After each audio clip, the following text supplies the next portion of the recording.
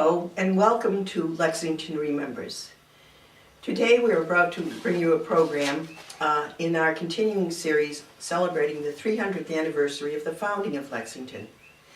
We are very pleased today to have as our guests Jane Trudeau, who's the president of the Friends of the Council on Aging, and Carol Snell, who is the correspondence secretary for the Council on Aging. So welcome to both of you. Thanks for giving up your time to be here with us today. Carol, I know that the Friends of the Council on Aging provides many services for the seniors. And how many people do you service and what kind of activities might they be doing? One of the things I think I should bring up first is that when you speak about seniors, it's ages 60 to 95 in ages who are using our senior center right now, and probably an accepted number for all senior groups. In the town of Lexington, we have 8,365 seniors registered in the last census report. The town of Lexington has a census of about 31,000, so it means there's 1/4 of the town are made up of seniors, which surprised me. I always think of it as a town with youthful people going to school, but there are many of us. The Human Resources Services, about 3,120 people. People coming to the senior center, probably they listed that they had 14,000 visits last year for recreation and socialization. So now that sounds like a lot, but if you took that over all the days we're open, we probably have a couple of hundred people coming in. We're limited by the size of the space we have there, which is only about 4,000 square feet. The biggest program that we sponsor is the fitness program. It's everywhere from seated exercise, yoga, tai chi, regular exercise for 60 plus. They start in year 2007, they had 172 people registered. Last year it was 372. So it means it's grown 100%, and that's where we see the biggest growth.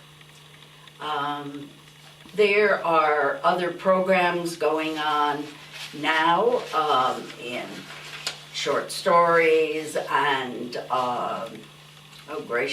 fix-it shops and meals for lunch, dispersion of the meals that go to people that are homebound. But that's it. But we look forward in the new senior center to offering many new programs because we'll have more space and we'll have other people having an intergenerational approach to having courses. Now this will be a help to us. When you speak about people who are seniors, you mean people 65 to 95. And that's the age group we now have coming to the center. Later, we look forward to people being able to come because they're interested in a course, and it may be with a different group. We'll have more space, so we could offer courses. So instead of a person being a senior, thinking about going over to the senior center, right now it's limited by health, age, but we're looking forward to new interests. We can satisfy, we think, more people with interests.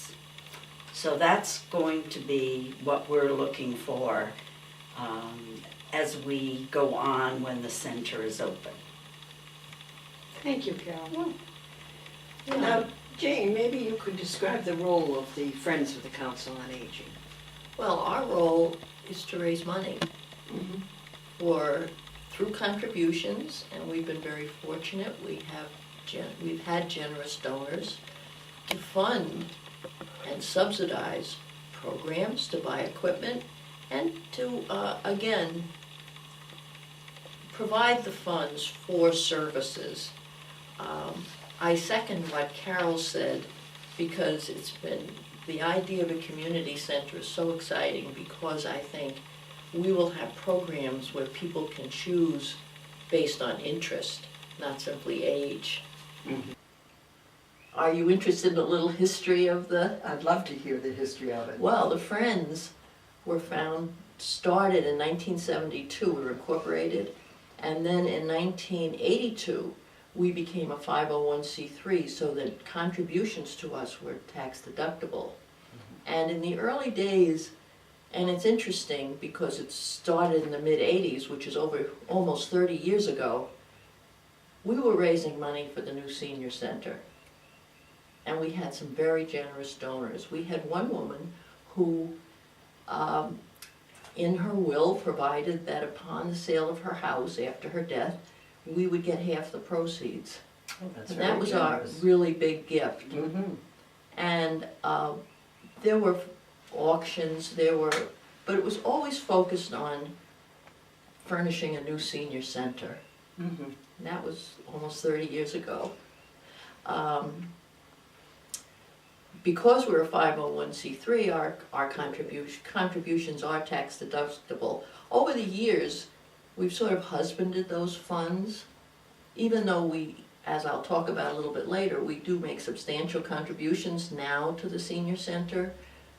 The larger gifts have been invested by the trustee of public trusts, so that now with our new community center, I think we're going to violate an old Yankee principle. We're going to touch principle to help with just what the money was given for, to furnish and do the renovations that are necessary, because there will be space designated for seniors, but essentially it'll be much more integrated with programs for all ages. So your dream will finally come true. Our dream will come true, and the people who gave in the early days will put their money to good use. I realize transportation is a concern for seniors. Tell us a little bit about what the extension of this Lexington Connect might be. Well, I think I would start by saying that Lex Connect was a pilot program that was funded not just by the Friends, but by a grant from Lexington Health Associates. Just one second. It's Lexington, I think it's the Lexington Health Center. But at any rate, they made a grant to the town for money to be used simply for seniors. And we have backed it up. We reserved $10,000. And Lex Connect is a pilot program where people would call a cab. They would buy coupons at the senior center, and they would call a cab and they would pay with their coupons.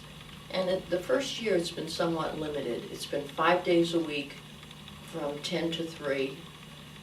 And we only went to Lexington and contiguous towns. So that was Burlington, Waltham, Woburn, Lexington, Arlington.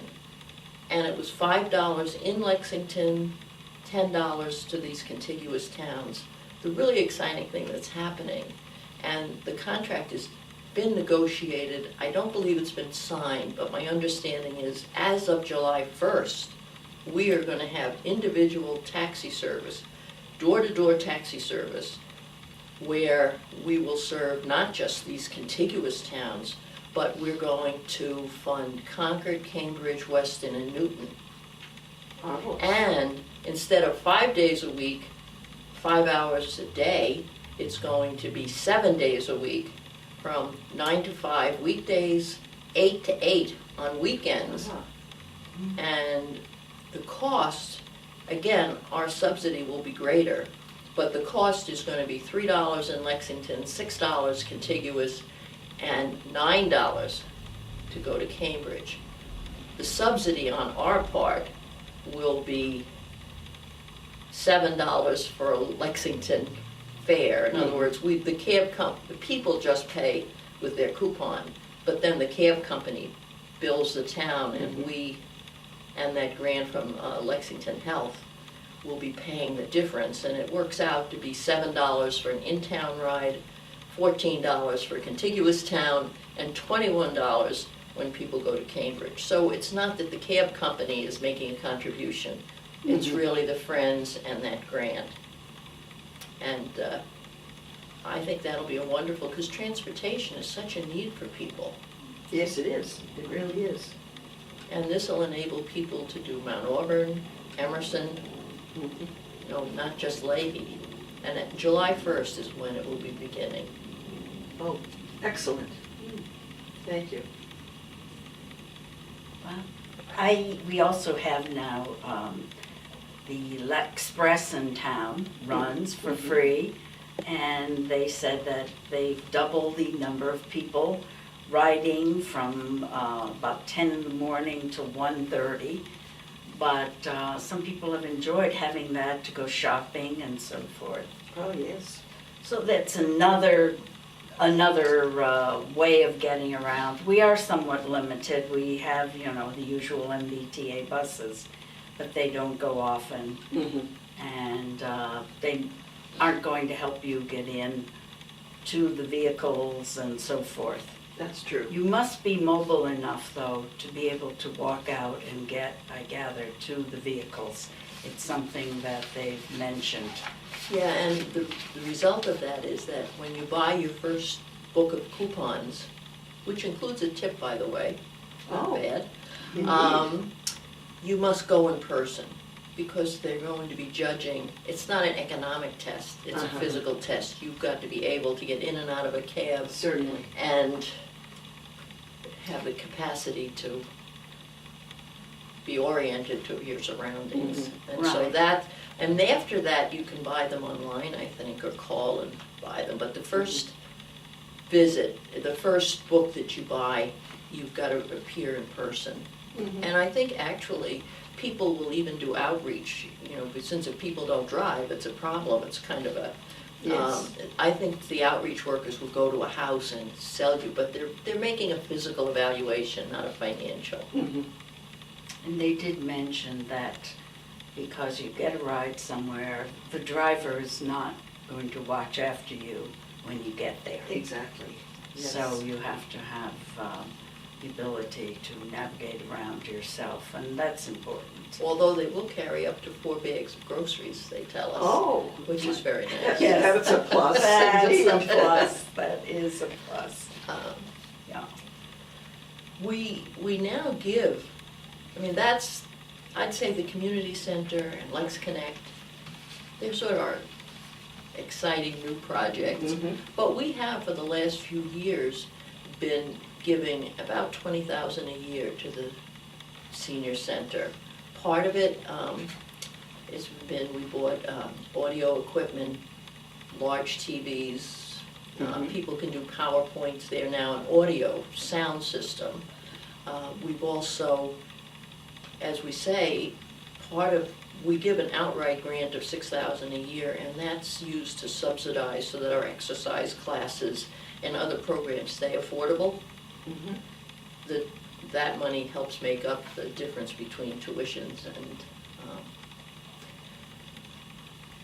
the actual cost of the program. It was interesting, when Dan Brzezinski died, in lieu of flowers, he directed that people make gifts to the senior center, and we've used that money for the Fix-It Shop. They have nice new tools and shelving, all as a result of Dan's thoughtfulness. Everything that we do is so dependent on the generosity of the people who donate. Yes, indeed. Actually, Lexington Remembers is very grateful. We wouldn't be here unless the Friends of the Council on Aging gave us the seed money to begin and start getting our equipment and the programming so that we could make these wonderful oral history programs and programs of interest to the community as a whole. So we thank you for that too. I'm at the senior center a great deal. And people talk about watching the program when there's an item of interest to them. And I think it's helpful to have this within our town for people who can't get out or won't go somewhere in the evening, when you can produce these programs. And it gives people ideas. Also, you highlight places around town, new interests for them to visit things. So this is a good use of money, I think, in Lexington. Well, it sounds like you have some interesting times coming. Are there any other major projects going on, Jane? Well, there's one. We've applied for a grant from the Dana Foundation. You remember the Dana home? Yes. Well, indeed. they sold that property, and now that money is designated because of the woman who made the request that funded the Dana home for Lexington seniors. And we have submitted a proposal for a grant that would fund a lifelong learning program that would be affordable, that would be in conjunction with some of the other the Historic Society, the library, and it would, we're hoping, starting next October, to be offering 4 academic courses that would be 5 sessions perhaps, and then to do another session in the winter. Many senior centers do this, and the main advantage would be it's local, people don't have to travel to Cambridge, or and also affordability. And we're hoping to have programs in music, art, literature, and science we've talked about. But at any rate, you'll hear more about that. But again, those will be Friends funds or this grant from the Dana Foundation funding it. Mm-hmm. And the end of May, everybody over 60 will be getting a solicitation, an envelope, and a letter will come to their house. This is our annual appeal for funds for the Friends, and it will be used for all the things that we've talked about. And people have been so generous in the past. None of this would be possible without people who are supportive and who give generously. Thank you for having us. Oh, certainly, and the population is aging at a rapid rate, I understand. Yes. It always gives me great comfort, especially when I see my children. Every 8 seconds, a baby boomer turns 60. So there's a huge demographic coming. Uh-huh. Well, let's hope we're going to be all prepared. We'll be prepared, well-funded right, to exactly. do Yes. this. Good. Well, thank you so much for being with us, Jane and Thank you. Carol. And we're glad that you could be part of our Lexington Remembers. Thank you very much.